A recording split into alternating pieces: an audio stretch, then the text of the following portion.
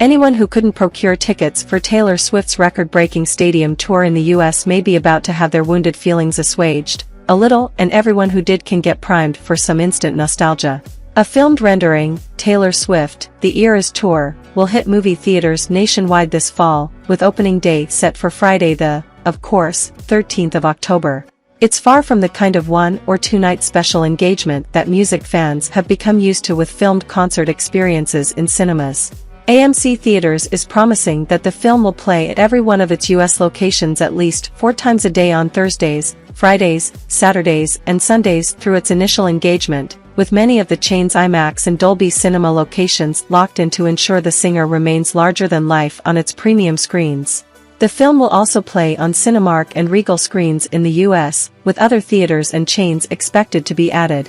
The Eras Tour has been the most meaningful, electric experience of my life so far, and I'm overjoyed to tell you that it'll be coming to the big screen soon, Swift posted on her social media, alongside a trailer for the film.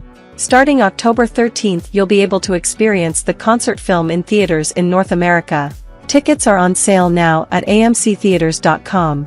Eras attire, friendship bracelets, singing and dancing encouraged. Tickets are now on sale at amctheaters.com, the Cinemark site, and Fandango. Prices are as numerically loaded as anything in Swift's world, $19.89 for adults, plus tax, $13.13 for children and seniors, on standard screens. Upcharges will kick in, as always, for IMAX and Dolby Cinema showings. Are they ready for it, exhibitors, that is, for possible instant swarming from millions of Swifties? The prospect of ticketing systems breaking down is not something film exhibitors have traditionally publicly fretted about, but desperate fandoms call for desperate measures.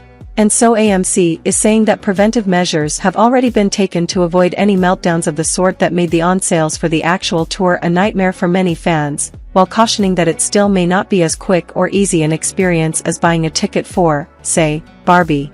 In anticipation of this announcement, the company said in a statement, AMC has upgraded its website and ticketing engines to handle more than 5 times the largest influx of ticket-buying traffic the company has ever experienced before.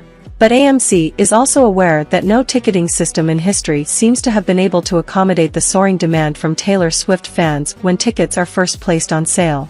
Guests wanting to be the first to buy their tickets online may experience delays, longer than usual ticket purchase waiting room times, and possible outages. AMC is committed to ensuring any delays or outages are addressed as quickly as possible.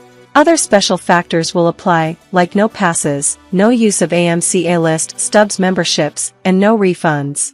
The reason for the latter rule is to discourage would-be resellers from buying up loads of tickets, then asking for their money back en masse if they're unable to unload them. Although AMC is a key partner, the concert film isn't exclusive to the chain's screens. For the first time, AMC is acting as distributor as well as exhibitor, and the company will be making the presentation available to unaffiliated theaters, in what AMC describes as the inaugural step of a new line of business for AMC Entertainment. So far, those jumping on board to show the film include Cinemark and Regal in the US, Cineplex in Canada, and Cinépolis in Mexico. AMC saying it expects to sign other theaters up prior to October.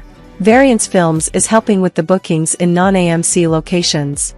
The announcement Thursday solved the mystery of just what the intent was of having an extra battery of cameras on hand for the first 3 nights of Swift's 6-night stand at LA's SoFi Stadium in August. Speculation that the star was shooting with the big screen in mind was rampant, given the obvious impact that she could make on the national box office with this kind of event. But Swift has also worked with several streamers in the past, most notably, Netflix got lots of attention and sign-ups for running the Reputation tour concert film as a New Year's Eve special, and she's done projects with Disney+, The Long Pond Sessions, and Amazon as well, so the idea of the star reconnecting with one of those services was hard to rule out when those extra cameras were first spotted in LA. No mention has been made of overseas engagements, which makes sense, since the Eras Tour won't arrive in the flesh outside of the Americas until 2024. Swift will spend most of next year touring Europe, Japan, Australia, and other territories. She is due to come back to the US for a very short engagement to end the world tour in the fall of next year, but her camp presumably believes there won't be a huge rush among the fans who managed to land tickets for those shows just because they're now going to have a chance to see a movie version ahead of time. Of course, many fans around the world have already had solid glimpses of her 3.5-hour set via unauthorized fan live streams, but those kind of video spoilers only serve to drive resale prices up, not down, as the US tour went along. The director of the film is Sam Wrench, whose previous work with top musicians includes the live IMAX concert presentation Brandi Carlile did in 2022, in the Canyon Haze Live, Billie Eilish Live at the O2, Lizzo, Live in Concert and BTS, Permission to Dance on Stage. On the AMC ticketing site, the running time is listed as 2 hours and 45 minutes, slightly shorter than a set length that ran about 3 hours and 15 minutes in stadiums the past 6 months. Some of that condensation will likely be due to the elimination of costume and set changes, as word has it that no songs have been cut from the setlist for the film.